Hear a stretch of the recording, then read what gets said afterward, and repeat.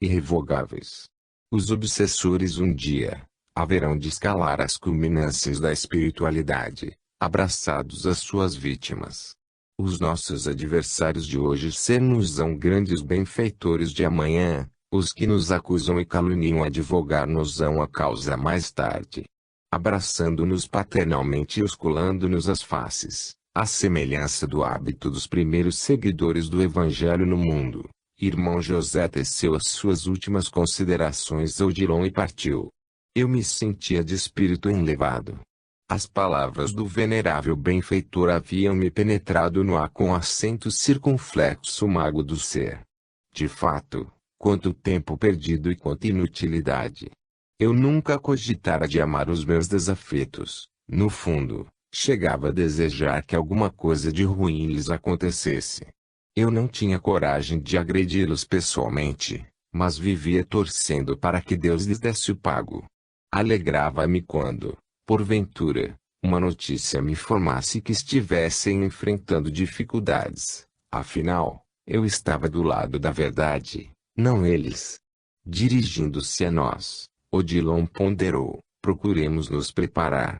As expedições às regiões do mundo astral inferior, para lograrem os seus objetivos, carecem de extremo cuidado. O que levaremos conosco? Perguntei. Nada, Inácio. Necessitaremos apenas de maior domínio sobre o pensamento. Atravessaremos vales de grande sofrimento, até que cheguemos às cavernas, onde, segundo os nossos informantes, se encontra o espírito Torquemada. Como ele estará? Recordo-me que renasceu completamente deformado. Não tivesse ele sido devorado por uma cobra, quando ainda no berço, sequer teria tido condições de alcançar a puberdade. Ao que sabemos, esclareceu Odilon, é mantido em cativeiro, há muitos anos, por aqueles mesmos espíritos que liderou. Grande parte dos inquisidores do pretérito já se encontram reencarnados. Convenhamos que Torquemada não errasse sozinho. Há quase 500 anos em situação espiritual lastimável, carecemos de auxiliá-lo para que o seu processo de reerguimento tenha continuidade. Ele terá permanecido este tempo todo sem nada aprender? Aprendeu o essencial. Aprendeu Inácio, que violência e fé são incompatíveis, que uma justiça indefectível acompanha todos os nossos menores movimentos e nos julga as intenções mais secretas, que em consequência gera sofrimento sem fim e insanidade, que, sem a vivência das virtudes do Evangelho, o espírito não se redime, que o remorso nos estaciona no tempo, que, não obstante, prossegue em sua marcha inexorável. Ninguém, falou Dona Modesta que, até então, se mantiver em silêncio, nos convence de que estamos errados. Só mudamos verdadeiramente, quando, por nós mesmos, tomamos a iniciativa de mudar. Torquemada, nação desenfreada do mal, não ouvia a voz da consciência, que, por vezes, conseguimos fazer calar por tempo indeterminado. Ele como que aprisionou Deus em si mesmo, acorrentando as que suas conveniências e convicções. Mas é possível isto, calar a voz da consciência? Questionei ansioso por maiores esclarecimentos. Como não? Ela não se cala para sempre, mais cedo ou mais tarde se manifestará. No entanto, é possível que, por séculos, se torne inaudível para nós outros. É verdade, acrescentei a resposta de Dona Modesta. Quantas vezes, voluntariamente, sufoquei-a dentro de mim e, não raro, até por antecipação, porque o interessante é que a consciência nos adverte antes da ação praticada. Ela se faz ouvir, doutor, aduziu Manuel Roberto, antes, durante e depois, ou seja, o tempo todo. Ela nos previne quando estamos maquinando o mal, nos alerta para que não demos sequência a ele e nos repreende quando já o tenhamos consumado. Tenho ouvido em mim, observou o jovem Paulino Garcia, a voz da consciência que eu não quis escutar desde muitas existências. Agora que, em contato com a realidade, a consciência chega a me fornecer detalhes dos erros que cometi no passado, não me recordo de quem, mas me recordo do que fiz. Isto é mais do que suficiente. Aliás, a lembrança de quem fomos suscitaria uma fixação de natureza negativa. E os espíritas em geral vivem querendo saber quem foram. Emendei. Mas é porque, Inácio, disse nossa irmã, todos supomos que fomos grandes. Não há quem queira ter tido, por exemplo, uma existência obscura. Ninguém quer se lembrar que foi um pedreiro, um varredor de ruas, uma lavadeira, um pedinte. Preferimos ter sido grandes e maus a pequeninos e bons. Interessante a sua observação, Modesta. Faz-me recordar da resposta que, certa vez, o nosso Chico Xavier deu a alguém, a uma senhora, que, aproximando-se, perguntou se ele confirmaria a revelação que os espíritos lhe haviam feito de que ela teria sido Maria Antonieta, no passado. Com seu conhecido bom humor, o médium respondeu: "Ah, minha irmã, você deve ter sido o mesmo, porque as lavadeiras estão todas no céu." Todos sorriram descontraídos. Chamando-nos a segui-lo, Odilon falou-nos ainda, o que o nosso Paulino constata, com referência às suas reminiscências, merece análise mais acurada. Quando deixei o corpo, imaginei que eu fosse ter acesso a uma espécie de arquivo de mim mesmo, desenterrando experiências já muito esquecidas. Não é assim que acontece. Raramente temos cérebro para nos conduzir tão distantes no tempo e, depois, semelhantes lembranças não nos seriam de real proveito. Eu, por mercê da misericórdia divina, não me recordo de quem fui há 1000 anos atrás. Sei que não fui bom e esta certeza me é mais do que suficiente para tentar ser o que eu não tenho sido. Existem espíritos que, deste outro lado da vida, perdem um tempo precioso promovendo escavações no subconsciente. Ora, qual a utilidade prática em saber se animei, em vidas transatas, o corpo de um homem ou de uma mulher, se matei ou fui morto, se vivi no Egito à época dos faraós ou na Grécia nos dias de Sócrates?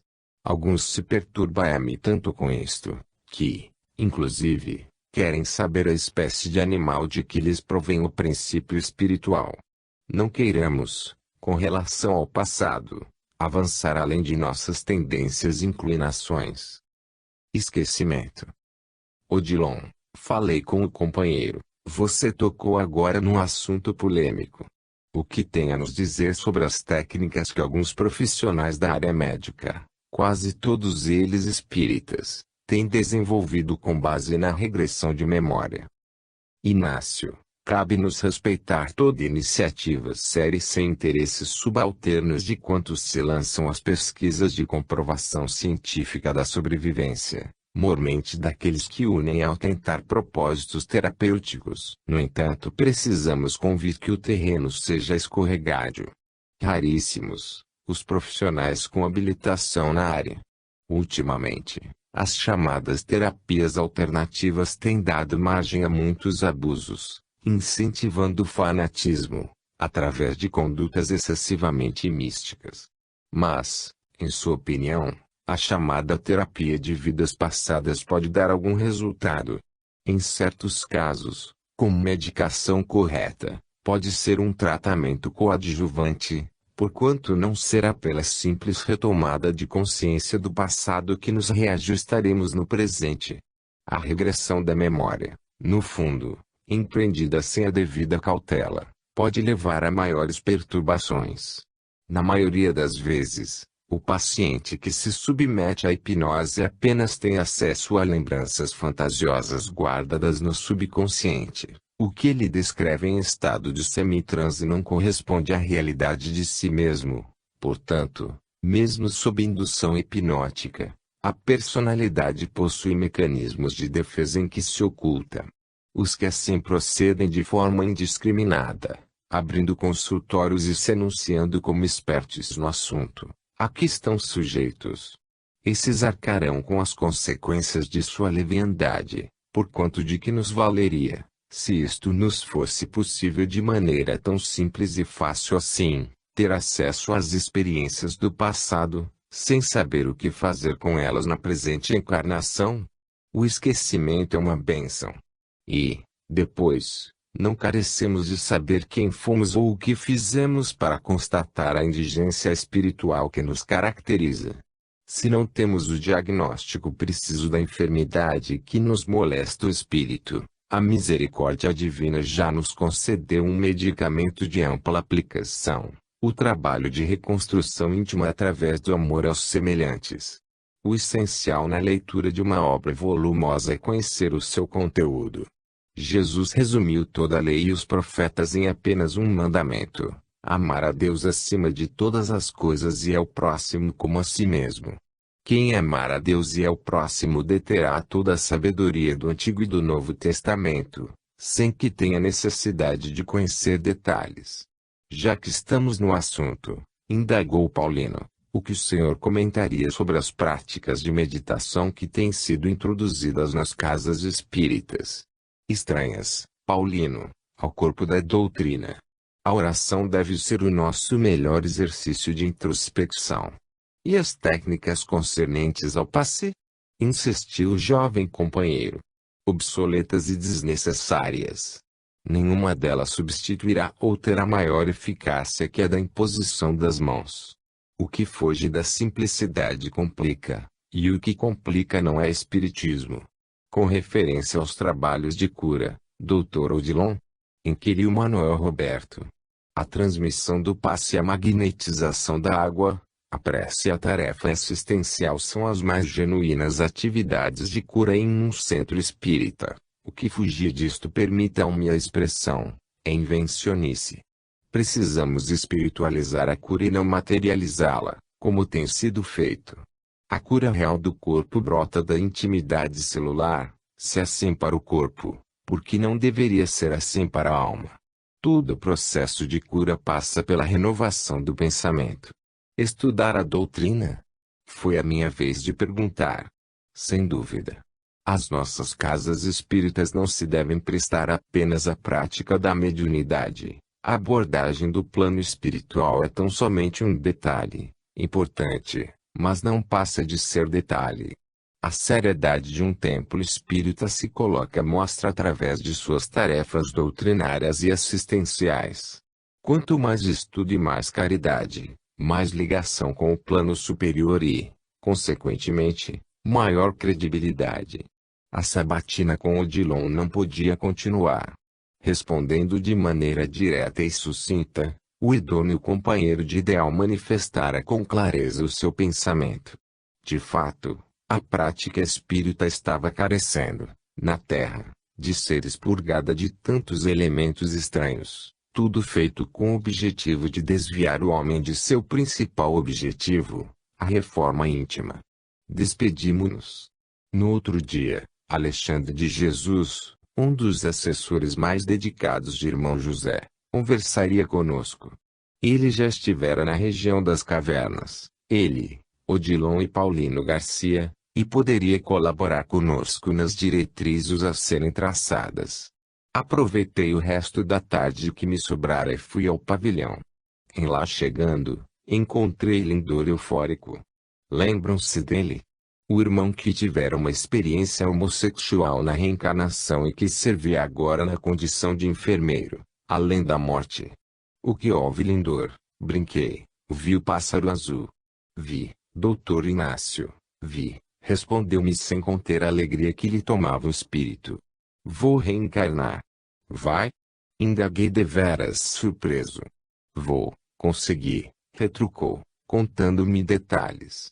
O meu pedido, referendado pelo senhor, foi aceito. Um casal de Uberaba mesmo irá me receber. Serei uma menina, doutor. Graças a Deus, vou ter o lar que nunca tive. Eu não me recordava da conversa que tivera com um dos muitos colegas médicos que, como eu, serviam no pavilhão.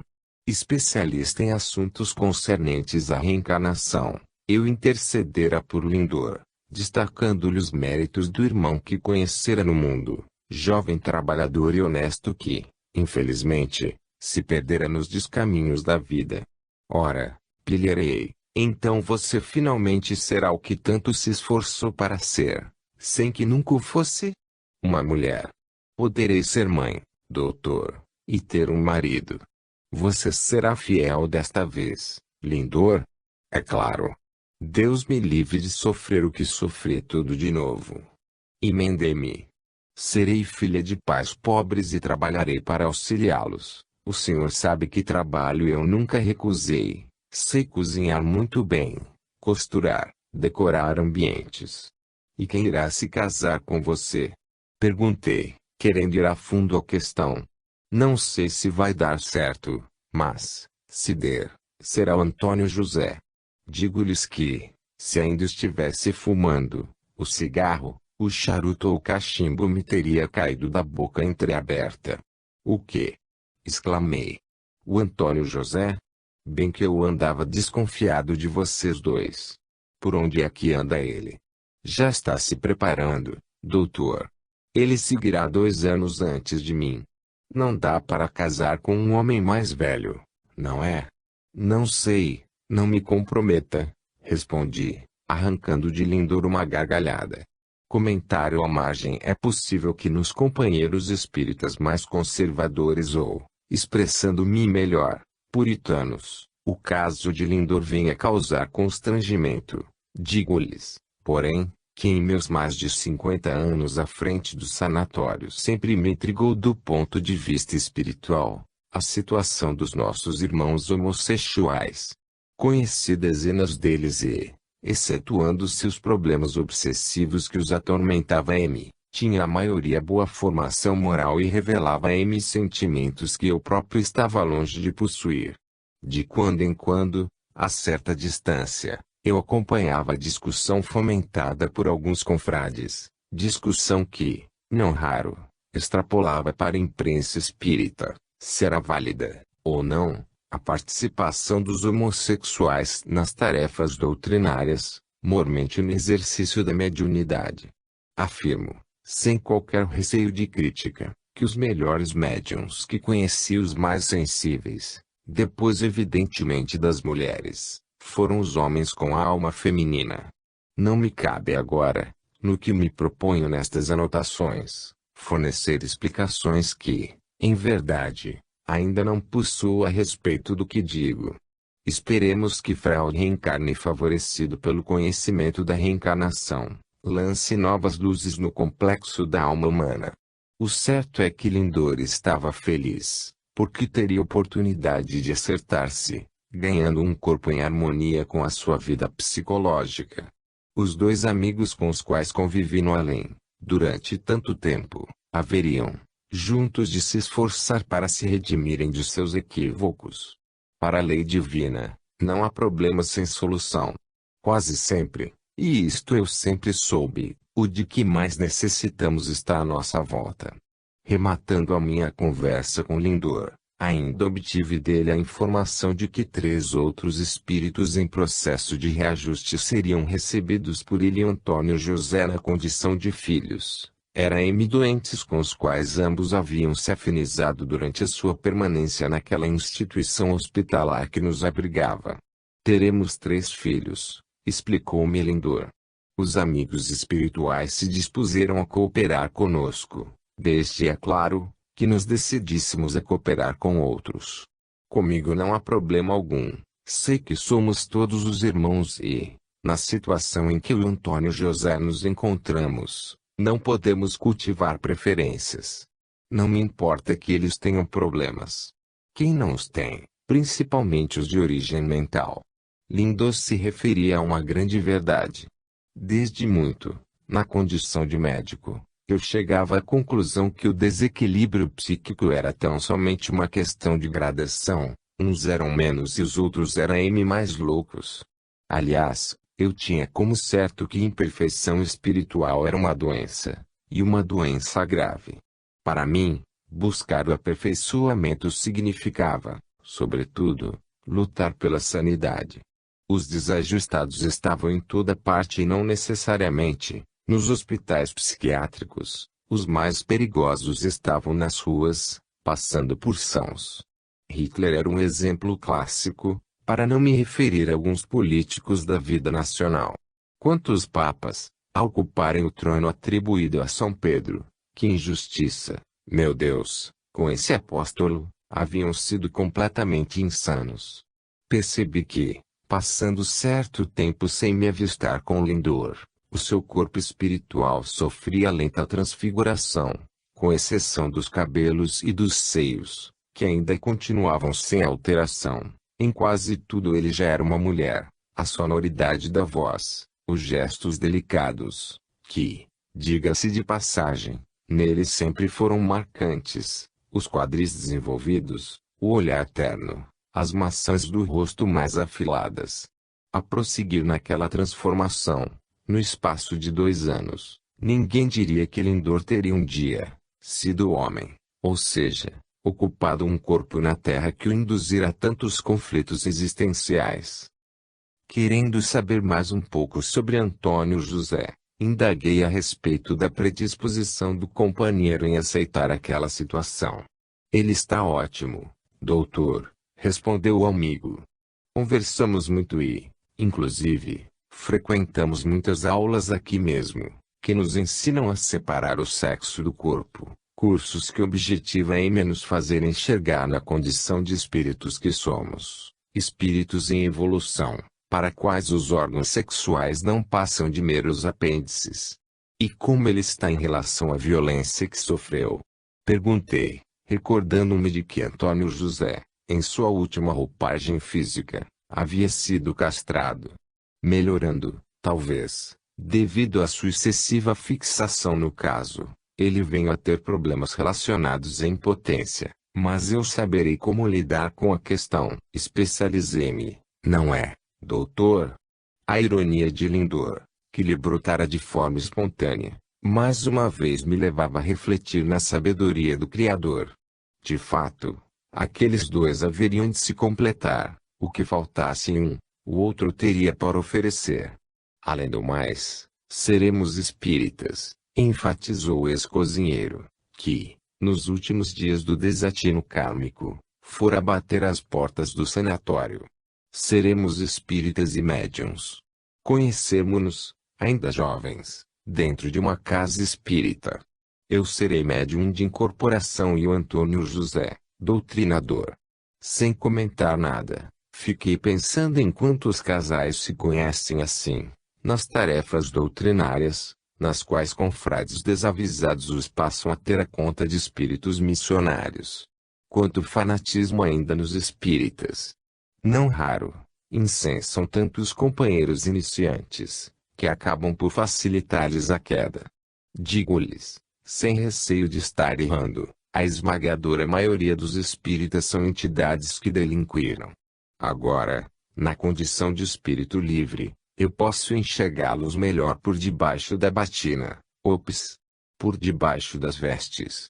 Vejo antigos bispos e cardeais ocupando posição de destaque no espiritismo, perdidos à procura de uma hierarquia que, graças a Deus, não mais existe. Quando ainda têm oportunidade de liderar, demonstram um ranço religioso que trazem consigo desde muitas eras e mentem, continuando a agir hipocritamente. Não mais brandem a Bíblia com violência, rotulando de hereges e excomungando os que não lhes adotam a mesma maneira de pensar, mas erguem o livro dos Espíritos nas mãos e proclamam fidelidade a Kardec, acendendo fogueiras invisíveis para os médiuns, reeditando os horrores da Inquisição. Despedi-me de Lindor. Na derradeira vez em que o veria, antes de renascer num casebre, na condição de filha de um casal de aidéticos, que haveriam de entregá-la aos cuidados da avó, posto que não resistissem à ação insidiosa do vírus, ele já não era mais ele, mas sim, completamente ela. Inclusive atrapalhei-me, eu não sabia mais como tratá-lo e nem mesmo como chamá-lo. Percebendo o meu natural embaraço àquela entidade, eu também sou uma entidade, que se metamorfoseara por completo, sorriu e me disse, linda doutor, doravante o meu nome será Linda, e Antônio José será José Antônio. Invertemos nomes e papéis, na esperança de que o nosso karma se reverta para sempre. Nas preces que fiz subir ao céu naquela noite, que fiz subir ou fiz descer, não sei, pedi a Deus que fortalecesse aqueles dois espíritos, em seus propósitos de se iluminarem, e adormeci louvando as bênçãos da reencarnação, pois, sem ela, não haveria esperança para ninguém sobre a face da terra. Preparativos iniciais. No outro dia, quase antes que o sol raiasse de todo, Odilon e Paulino passaram pelo apartamento em que me hospedava. Isentem-me de falar sobre questões locáveis na vida maior. Por aqui, pelo menos na dimensão espiritual que me localizo, a única moeda corrente é a do trabalho. Quem trabalha, tem onde ficar, sem ter que se preocupar com aluguel ou compra de imóvel. Por enquanto, não dá para falar de toda a organização da comunidade que me encontro vinculado. Se os nossos irmãos estranharam, confesso-lhes que, a princípio, fui um deles. Apontamentos de André Luiz em sua excelente obra Nosso Lar. Provavelmente haveria-me de me execrar, se eu descesse a detalhes do que vivencio deste outro lado da penumbra, se é que execrado já não fui pelo que escrevi nas páginas anteriores. Saímos e nos encontramos com Dona Modesta e Manuel Roberto, que nos aguardavam.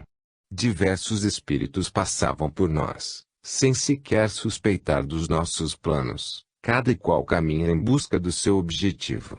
No além, conversar sobre assuntos concernentes à vida espiritual é coisa rotineira. Alguns cogitam de sua elevação aos planos superiores, outros planejam a reencarnação. Quase ninguém quer simplesmente ficar onde está. Os que se acomodam à mim são espíritos doentes. A atividade onde nos encontramos é rápida e intensa. Sabemos que ocupamos, no espaço, num ponto semelhante a microscópico grão de areia, e o tempo em que nos situamos é uma fração de segundo, perante a eternidade. A vida do espírito é toda ela mental, o tempo todo planejando, o tempo todo agindo, o tempo todo aprendendo. Os que não se adaptam ao movimento caem para as zonas inferiores, onde o tempo se arrasta com a mesma lentidão com que se arrasta na Terra. Por este motivo, muitos criam focos de resistência na vida além da morte, não querem seguir adiante e não desejam retroceder, nem depurar o corpo espiritual, nem tomar um novo corpo de carne, mas, se tiverem que escolher, optam pela reencarnação, pensando nos prazeres que o contato estreito com a matéria poderá lhes proporcionar. Por incrível que pareça, existem espíritos que deliberam encarnar, saudosos que se encontram dos prazeres da vida física, até mesmo da alimentação. Não tivemos que caminhar muito, até que chegássemos ao edifício onde Alexandre de Jesus nos esperava. Mais tarde, Odilon me diria que Alexandre e irmão José, em domicílio permanente nas dimensões superiores, habitam uma região completamente isenta de prédios. Lá, a comunidade reconstituiu o ambiente da Palestina, mesmo no que diz respeito à topografia, dos tempos do Cristo. Montes e vales floridos, rios e extensos campos de relva. Embora não exista esta necessidade, edificaram com a força plasmadora da mente, aldeias que se assemelham às de Cafarnaum, Nazaré e Betesda. Olá, saudou-nos, efusivamente, Alexandre. Estávamos à espera dos irmãos, disse, apontando para a presença de Sebastião Carmelita, ex-sacerdote que fora muito meu amigo. Aliás, o único padre que tinha permissão para entrar em minha casa, sem que eu lhes tomasse os meus cachorros, ou melhor, os meus gatos. Carmelita abriu os braços com alegria, ao ver o saudoso companheiro com quem entabulara tantos diálogos no meu consultório, quando, às escondidas do bispo, ele ia me visitar. Como vai? Vejo que você remoçou também. A mente, Inácio, disse-me com sabedoria, se nos rejuvenesce não nos renova. Mas ainda de batina? Questionei. Você vivia querendo se despojar dela. É para você ver, meu amigo, a batina continua me valendo neste outro lado da vida. A minha tarefa agora é socorrer padres que caíram. Então, você deve estar sobrecarregado, brinquei como era de meu costume com ele. Entre nós dois, havia intimidade para tanto. E como, retrucou de imediato. Só que não sei a quem primeiro resgatar das trevas, se os padres ou se os espíritas. Tire os padres e deixe os espíritas lá, respondi provocando sorrisos, inclusive de Alexandre, que, em seguida, explicou: o nosso irmão Sebastião Carmelita tem vasta experiência em lidar com as entidades espirituais com as quais vocês lidarão. Estão indo ao encalço de Tomás, não? Inquiriu o amigo. Sim, tencionamos resgatá-lo, esclareci, dando ensejo a que o assunto prosseguisse. Vocês necessitarão de muita cautela. É possível que os líderes dos dragões, a esta altura, já saibam. Eles têm como rastrear os nossos pensamentos. Possuem sensitivos a seus serviços, entidades que são verdadeiras antenas psíquicas. Muitos deles têm a capacidade de deixar o pesado corpo espiritual e vir a nós, em estranho processo de espionagem. Mas isto é possível. Pode o inferior subir ao superior? Quem lhe disse, Inácio, que somos superiores? A questão não é de moralidade, mas de intelectualidade. Se, segundo as escrituras sagradas, o demônio teve acesso a Jesus para tentá-lo, os dragões são nossos vizinhos, vivem, por assim dizer, sob os nossos pés, conseguindo atormentar-nos a consciência. Como pretendemos as alturas, tendo, debaixo, irmãos que clamem-me por socorro? Sepulcros caiados por fora, cheios de podridão. Não dá para avançar, escutando os gemidos na retaguarda. Você já andou por lá? Várias vezes, mas nunca ousei passar de certo limite. A minha mais recente incursão naquelas regiões foi para socorrer um irmão de doutrina. Quem? Um cônego, Inácio. Não há necessidade de que declinemos o seu nome. Tenho procurado auxiliá-lo, no entanto o estado de perturbação dele é muito grande. Gradativamente, venho conseguindo trazê-lo para fora. Para fora? Sim, para regiões de mais fácil acesso. Para lá alto, tenho contado com a valiosa colaboração da mãezinha dele. Desconfio de quem seja esse cônego, ele era mesmo terrível. Manda caridade que esqueçamos. O maior acelerado poderia ser qualquer um de nós. É verdade, Carmelita, é verdade. Em outras circunstâncias, se você estivesse no outro lado, ao invés de Inácio, poderia ser Tomás, não é? Com a minha índole, não seria difícil, respondeu. Só não fui um inquisidor, porque nasci fora do tempo. O erro, por vezes, é apenas uma questão de oportunidade.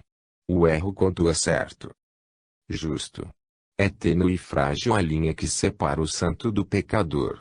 De acordo com os sentimentos que nos impelem, sentimentos que nem sempre conseguimos dominar, nos transformamos em heróis ou vilões. Analisando assim, nos predispomos mais facilmente ao perdão. Percebendo que o assunto se alongava, Alexandre apartou. O nosso irmão Carmelita transmitirá a vocês alguns esclarecimentos básicos, antes de partirem com a expedição. Sobrevivência da fé. Tomando a palavra, Sebastião Carmelita esclareceu: os nossos irmãos que deliberaram viver nas regiões espirituais inferiores possuem uma organização semelhante à nossa, consideram-se os proprietários da terra e os donos da situação, opondo-se ao governo divino. Seus líderes são antigos membros da Igreja Católica que esperava em me alcançar, depois da morte, o céu a que pensaram fazer jus. Sem dúvida, um dos maiores entraves para a evolução do espírito foi a crença na absolvição dos pecados, mediante a simples prática da confissão auricular, crendo-nos limpos de todos os equívocos e mazelas, apenas por expressá-las verbalmente aos ouvidos de uma criatura tão falha quanto nós que, não raro no confessionário, nos escutava entre o fástio e o tédio, julgávamo-nos dispensados da renovação interior, sem a qual ninguém realizará o reino de Deus em si. A confissão era uma espécie de anestésico para a consciência, que dele poderia se valer, sempre que se visse constrangida pelo arrependimento. A penitência prescrita pelos sacerdotes não impunha a necessidade de se reparar o mal, com doações vultosas à igreja. Os pecados mais graves poderiam ser esquecidos pela lei. Decepcionados com a verdade que encontraram no além, que voluntariamente ignoraram em seu estranho jogo de interesses, amotinaram-se contra ela, opondo-se terminantemente a toda e qualquer reparação. Defendem, as últimas consequências, os princípios que esposam. Creem na existência do Cristo, mas o consideram inacessível. Para eles, o Senhor é uma espécie de sonho inatingível para a humanidade, um modelo perfeito demais para ser seguido. Se mantivessem ilhados em seus propósitos, sem molestarem a ninguém, respeitando-lhes o livre-arbítrio, não nos restaria alternativa senão a de deixá-los entregues às próprias concepções. O problema é que as suas falanges têm procurado fazer adeptos, criando situações para os homens que lhes comprometem a evolução. O seu campo de trabalho é a terra, sobre a qual estuda os anseios de expansão de seu império. Ouvida a ascese espiritual, bloqueando as passagens para alto, mas operam no mundo, transfigurados em obsessores e, coisa curiosa, a sua estratégia de domínio está concentrada na religião. Poucos se importam com as outras áreas do conhecimento humano. Invadindo, feito o joio, que se alastra no meio do trigo, os templos consagrados à fé, independente da crença religiosa, desfiguraram os ensinamentos do Cristo e manipularam os seus pastores. Sabem que o escândalo moral dissemina a descrença e por este motivo, induzem os religiosos a se contradizerem. Não se preocupa tanto com os chamados frequentadores das casas de fé, de preferência. Concentram esforços sobre os que ocupam a tribuna e sobre os que são chamados pela posição que ocupa na comunidade a maiores testemunhos na exemplificação e na coerência. Chega ao extremo de cooperarem com a subida de determinado líder religioso, para, em seguida, caprichosamente, promover-lhe a queda. Acompanhando o raciocínio de Carmelita, quebrei o protocolo e perguntei em meio à sua fala. Agem também assim contra os espíritas? Como não, Inácio? Para eles, na atualidade, o espiritismo, que se propõe reviver o cristianismo em sua pureza original, se constitui de maior ameaça, principalmente porque a filosofia espírita lhes identificou a intenção, ou seja, estudando a saciedade o problema da obsessão, suas técnicas e causas, bem como os métodos para se combater com eficiência. Allan Kardec ergueu o pano sob o qual se ocultavam nos bastidores. No entanto, a sua estratégia sobre os espíritas tem se refinado. Evita o confronto face a face, agindo de maneira discreta e sutil. À distância, trabalham na constante emissão de pensamentos, fragilizando, aos poucos, a resistência moral e intelectual dos nossos companheiros de ideal que ainda morejam na carne. Incutindo-lhes ideias de desânimo e de fracasso, levam-nos, gradativamente, a desistir da perseverança. Tenta convencê-los da inutilidade de seus esforços no bem, aproveitando-se de que o maior conhecimento da doutrina seja ao seu seguidor um maior conhecimento de si mesmo. Quantos espíritas passada aquela fase inicial de entusiasmo, caem na apatia, por verificarem que não conseguem vencer de improviso as imperfeições que acalentam há séculos. Engendram-lhes, então, terríveis dramas de consciência que, no mínimo, os fazem cruzar os braços e se afastarem da tarefa em que, devagar, fortaleceriam a vontade. Após efetuar pequena pausa em sua locução, Carmelita continuou: não fosse pela determinação e pela coragem de alguns poucos adeptos do espiritismo, a doutrina não caminharia. Graças aos que são rotulados de fanáticos, os que ousam ir um pouco além do habitual, é que o ideal espírita respira e sobrevive no mundo. Quanto a isto, não tenho a menor dúvida.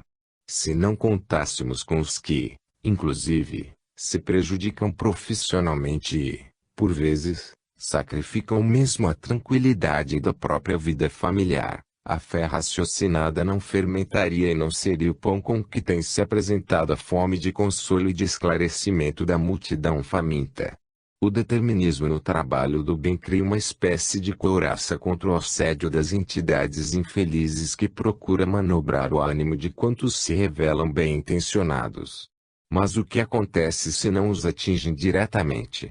Insisti, não contendo o anseio de um pouco mais saber.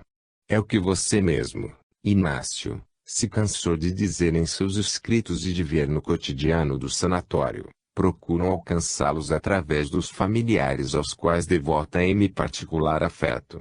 Obsessão indireta seria o termo correto. Desferem impiedosos ataques contra os filhos dos médiuns, contra os cônjuges dos companheiros firmes na doutrina, levando-os à infidelidade conjugal ou à intolerância, contra a situação socioeconômica do grupo doméstico, fazendo coincidir a promissora adesão ao espiritismo de um dos seus membros com as dificuldades que faceiam. A imaginação para o mal é fertilíssima. A de bem que o Senhor tem procurado lavrar, por enquanto, mais propícia à erva daninha do que ao bom grão. Como é se desejasse sintetizar, para que o assunto inicial de seu diálogo conosco fosse retomado, Carmelita esclareceu. A obsessão envolve um planejamento meticuloso. Não estamos nos referindo àquela obsessão de caráter particular, mas, sim, àquela que interessa a cúpulas trevas. Os médiuns sem consciência de que o são existem em toda parte. Elementos da família, mediunizados sem que disto suspeitem, recriminam os confrades que se devotam à causa, rotulando-os de indiferentes e omissos para com o que acontece dentro de casa. Sem dúvida, limites carecem ser estabelecidos e o bom senso deve nos nortear em toda e qualquer atitude. Não podemos relegar ao esquecimento os nossos deveres primordiais. Todavia, a pretexto disto, não podemos fugir ao compromisso que extrapola as obrigações pertinentes a qualquer um que viva em regime de interdependência. A inquirição de Jesus aos apóstolos ainda hoje ecoa, sem resposta, na acústica de nossas consciências. Que fazeis de especial? Ninguém está no mundo para servir com exclusividade a são aqueles que se lhe fazem objeto de afeição imediatista. Carmelita tinha razão. Quantas vezes eu ouvira, a boca pequena, comentários à margem daqueles que me integravam em minha parentela. O Inácio está perdendo tempo com essa história de espiritismo. Um homem formado em medicina no Rio de Janeiro, com uma carreira brilhante pela frente, poderia ficar rico. Ainda bem que os autores de tais impropriedades não se atreviam a me dizê-las diretamente. Conhecendo a minha têmpera e a minha língua, se contentavam em me provocar num raio de alguns quilômetros de distância. Êxito aparente. Desçam. Advertiu Carmelita, ultimando considerações. Desçam com o único objetivo de resgatar aos seus padecimentos o nosso irmão Tomás. Torna-se imprescindível que cooperemos com ele em uma nova existência na Terra. A sombra não pode se fazer, em definitivo, sobre a luz. O infeliz ex-inquisidor tem sido exibido como um troféu por aqueles que fazem a propaganda do mal. Os que se opõem ao avanço do Evangelho sequer quiseram lhe permitir o arrependimento. A sua infância, que sem dúvida, haveria de ser assinalada por incontáveis provações, não foi respeitada, descobrindo no corpo deformado em que divina providência deliberou ocultá-lo, em quase anônima cidadezinha na região do Triângulo Mineiro, os seus comparsas de outrora tramaram aparentemente com êxito. Tivemos que esperar. No entanto, é chegado agora o momento de agir. As condições para tanto nos favorecem. A nossa equipe, que o socorreu tempos atrás, outra vez se reúne e o compromisso não foi esquecido. Evidentemente, Sebastião Carmelita se referia mais particularmente a mim, a Dona Modesta e a Manuel Roberto, que, segundo as narrativas de Sob as Cinzas do Tempo, ainda encarnados, nos empenhávamos no sanatório para socorrer o espírito Torquemada. Entre o nosso irmão e vocês, prosseguiu, criou-se um vínculo de confiança e, por que não dizer, de afeto. Ele não tem com quem mais contar. Os que já tiveram oportunidade de rastreá-lo psiquicamente, nossos cooperadores para assuntos de tal envergadura, confirmam as esperanças de que o seu espírito se concentre em vocês e, como não ignora M para semelhante tarefa, a sintonia torna-se indispensável. Outros que fossem enviados do nosso plano não teriam as mesmas possibilidades de sucesso. Enquanto Carmelita discorria sobre o assunto, não pude deixar de me entregar a certos devaneios, a propósito das anotações que lhes faço. Será, refletia, que os meus irmãos haverão de crer na autenticidade de minhas narrativas de além-túmulo. Não lhes parecerá absurdo tudo quanto lhes transmito? Pensando nos espíritas que apregoam um espiritismo sem espíritos, rotulando de místicos os que nos mostramos adeptos do Evangelho, não tive dúvidas de que seria criticado e que o coitado do médium é que haveria de sofrer as maiores consequências, pois, afinal de contas, eu estou morto. Quando voltei a mim, daquela rápida incursão no mundo de mim mesmo, Carmelita me dirigiu a palavra. Inácio, os nossos Odilon e Paulino seguirão com vocês, ambos, mais especialmente Odilon, contam com livre trânsito nas regiões em que já tem operado, de algum tempo a esta parte. O nosso Paulino é autor de diversas obras que lhe têm sido inspiradas junto ao instrutor que o acompanha. Não tenho receio. Espiritualmente, haveremos de lhes dar cobertura. A providência divina intervém na hora certa. Leve a luz do amor no coração e nada lhe será obstáculo intransponível. Mesmo que transpirem suspeitas quanto a uma possível expedição de resgate à Torquemada, não questionem a oportunidade do plano que colocaremos em ação. Valer-nos-emos deste instante psicológico e, com a graça de Deus, lograremos o intento da caridade. Há séculos, o nosso irmão Tomás permanece à mercê da própria insanidade. O seu cálice de fel já se esgotou. Retornará ao corpo físico, após breve estada conosco, em segunda tentativa. Não sabemos em que condições renascerá, todavia, sejam elas quais forem, darão início ao seu processo de reerguimento espiritual, que, aliás, já começou desde que diminuta réstia de arrependimento lhe brilhou no espírito imerso em tétrica noite de trevas. E, sem acrescentar palavra, concluiu, que Deus os abençoe. Quando Alexandre de Jesus e Sebastião Carmelita se retiraram, Odilon e eu sentimos necessidade de conversar amenidades. Odilon, indaguei, como vai indo o trabalho com o nosso Paulino? Razoável, Inácio, respondeu o companheiro, chamando o rapaz para participar do diálogo. Não é fácil vencer a chamada resistência mediúnica.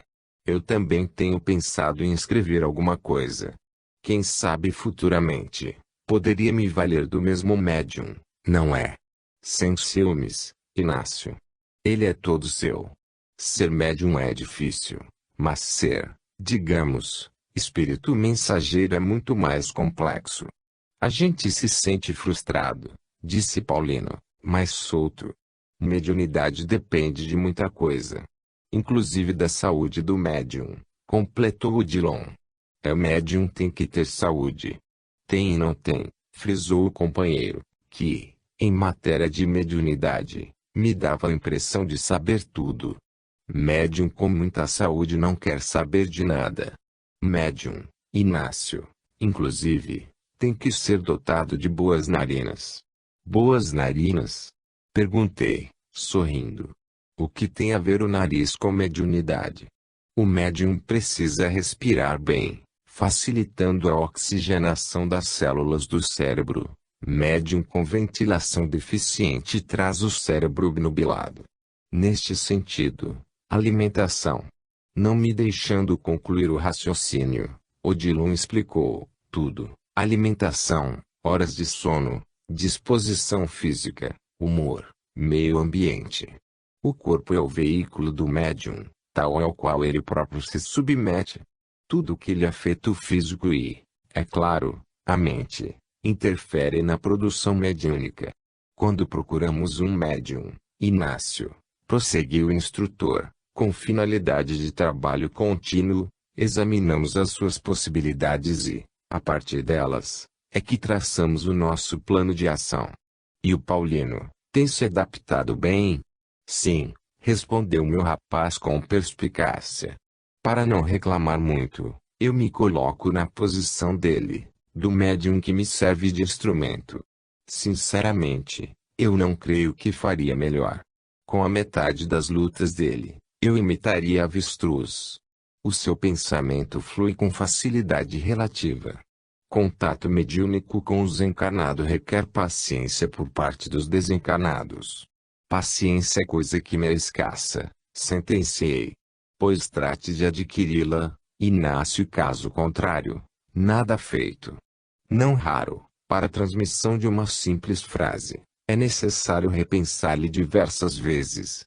Essa história de escrita vertiginosa e de pensamento ininterrupto precisa ser revista pelos estudiosos da mediunidade. Mas o médium não é uma espécie de antena receptora. Sim, mas captando vibrações de todos os lados. Interferências, Inácio. Não desconsideremos que, sobretudo, o médium é um feixe de emoções que influenciam na sintonia.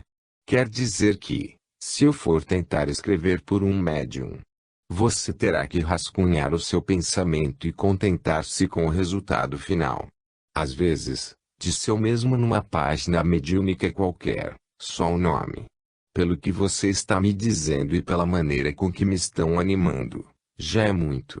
Dona Modesta e Manuel Roberto Sorrira M. Médiuns que os dois haviam sido no mundo, estavam pagos para ficar calados. De fato, lendo o que os meus olhos diziam, não se atreveram a dizer nada. A caminho da crosta organizamo-nos e, sem quaisquer embaraços, colocamo-nos a caminho da crosta. Iniciamos a expedição por Uberaba, em breve visita ao sanatório e alguns núcleos espíritas, antes que demandássemos Rufinópolis, antiga localidade vizinha que se tornou mais conhecida pelo nome de Capão da Onça. Adentrando o território da cidade, comecei a reparar na paisagem espiritual em torno, através dos espíritos que observava vagando como se, embora desencarnados, não conseguissem se desprender da própria situação. Eram numerosas as entidades sem maior esclarecimento, vivendo à semelhança de flores que não tivessem desabrochado no jardim. Digo-lhes com franqueza que a maioria estava semilúcida, sem atinar completamente com a condição de criaturas desencarnadas. Pequenos grupos de espíritos socorristas operavam nas ruas, tentando ajudar. Inácio, explicou Odilon, dirigindo-se a mim, raros são os que, deixando o corpo, encontram o caminho para o alto. O apego à transitoriedade da forma os mantém na retaguarda. Poucos os que compreendem o fenômeno da desencarnação e os aceitam. Permanecem longo tempo sem se convencerem da realidade, em condição mental que não nos permite qualquer tentativa de aproximação. Resta-nos esperar que acordem do sono aqui fora induzidos. Veja como a crença religiosa que adotamos no imundo nos influencia o despertar na vida do além-túmulo. Sei disto, comentei com brevidade. Passando perto de dois espíritos que perambulavam juntos, surpreendi-me quando um deles me reconheceu, Dr. Inácio Ferreira. O que está acontecendo comigo? O senhor é médico, saberá explicar-me. Tenho ouvido dizer que morri. Eu e este meu amigo temos sido enjeitados pelos nossos familiares. Não é possível. Quem morre vai para o céu ou para o inferno. Eu estou sem sair do lugar. Ando e nada acontece. Devo estar sendo vítima de alguma bruxaria. Quase todo final de semana, coloca um despacho na esquina de minha casa. A discreto sinal de Odilon, aproximei-me. Meu amigo, de fato você morreu, disse com franqueza, ante o homem que me fitou com os olhos arregalados. Mas como? Indagou retrocedendo. Se estou morto, como pode o senhor conversar comigo? Simples, eu também já morri. O senhor igualmente está morto. Retrucou, revelando-se mais surpreendido. Todos já morremos, insisti. Não se iluda por mais tempo. E agora? Inquiriu, aflito. Se a sobrevivência é isto, melhor então que a morte fosse o nada. Morrer apenas piorou a minha situação. Estou fora de casa. Não tenho mais nenhum acesso sobre os meus, que me ignoram a presença. Durmo por aí e nem sei como me alimento. Você precisa alterar o teor dos seus pensamentos, que, quando nos pesam, não nos permitem vencer a lei de gravidade. Sem que se torne receptiva, a semente da verdade não lhe floresce no espírito. Estamos noutra dimensão. Noutra dimensão? Mas eu piso em solo firme. Como pode ser isto? Caminho, respiro, sinto o calor das pessoas. Você ainda está excessivamente materializado. Tudo lhe aconteceu por obra de seu corpo espiritual. Convença-se de que não pertence mais à comunidade dos homens. O que me espera? Trabalho. Trabalho? Estou cansado. E depois? Aprender. Mais escola. Ora, eu já sou formado em engenharia. Nada sabemos da vida. E para que saber? Para voltar à Terra em melhores condições. O Senhor está querendo dizer reencarnar. Sim, reencarnar. Qual é o problema? A vida não sei se não podemos ficar parados. Você não estava se queixando de imobilidade? Quem não aprende não sai do lugar. Eu queria algo definitivo, alguma coisa sem sofrimento. Desista. Do quê? De não sofrer. Enquanto você não for além de um homem, viverá angustiado. Valendo-me do repentino silêncio a que se confiara a entidade, perguntei, há quanto tempo você está assim? Sou bom em números, redarguiu. A ser real a minha situação, que interpreto como um delírio que não defino. Há 32 anos começou tudo. Há 32 anos? Exclamei, não contendo o espanto. Mas você não tem observado mudanças em torno, durante este tempo? Algumas. As minhas filhas se casaram e já sou avô. Pois então. Isto não lhe fez pensar em nada. Admito que eu esteja sofrendo de certo tipo de amnésia. Capotei o carro e bati com a cabeça. Não, meu amigo, você morreu e está muito confuso. Deixe o preconceito de lado. Quase todos os que estão andando por aí pensam como eu. Não se trata de preconceito. Eu frequentava a igreja, mas nunca acompanhei uma prece até o final. O amigo aqui, disse apontando o companheiro de desdita, segundo as contas que fiz, está há mais de 40 anos assim. Ele bebia, ou melhor, bebe até hoje. Intervindo, Odilon esclareceu, Inácio, o tempo para de existir para quem vive fora da realidade. Eu não entendo, comentei, maniando a cabeça em negativa. Muitos destes irmãos, Inácio, reencarnam sem que se reconheçam. Retornam ao corpo essa inconsciência. É isto? Correto. Vivem na órbita psíquica daqueles com os quais se afinizam e, de repente, caem nas malhas da reencarnação. Não temos como, observou ele, acolher esta gente toda na vida espiritual e nem programar reencarnação para todos, para a esmagadora maioria dos espíritos vinculados ao orbe. O que funciona é a lei. A condição destes nossos irmãos que vagam na superfície da Terra é melhor do que daqueles que encontraremos vivendo no subsolo. Nas cavernas. Sim, nas cavernas e nas comunidades em que se organizam amotinados. Nada querem saber de Deus e fogem à reencarnação. Vivem no interior da Terra para que não sejam atraídos a novo corpo. Animam formas animalescas, protestando contra a ordem da vida. Não querem pertencer à espécie humana. Preferem viver dominados pelos instintos. Não temem a morte, que sabem existir, temem a dor. Fazem do sofrimento alheio seu objeto de prazer. A sua filosofia de vida é, sofram eles, para que não soframos nós. Meu irmão, indagou Odilon ao companheiro desencarnado, podemos fazer algo por você? Temos diversos amigos que poderiam encaminhá-lo. Não sei, respondeu, por enquanto prefiro ficar assim. Vocês podem estar enganados. Como? Enganados. Falei, sem me conter. Enganados. Ou acham que a interpretação de vocês do fato é a expressão da verdade? Por exemplo, eu sei que, além de médico, o senhor é espírita.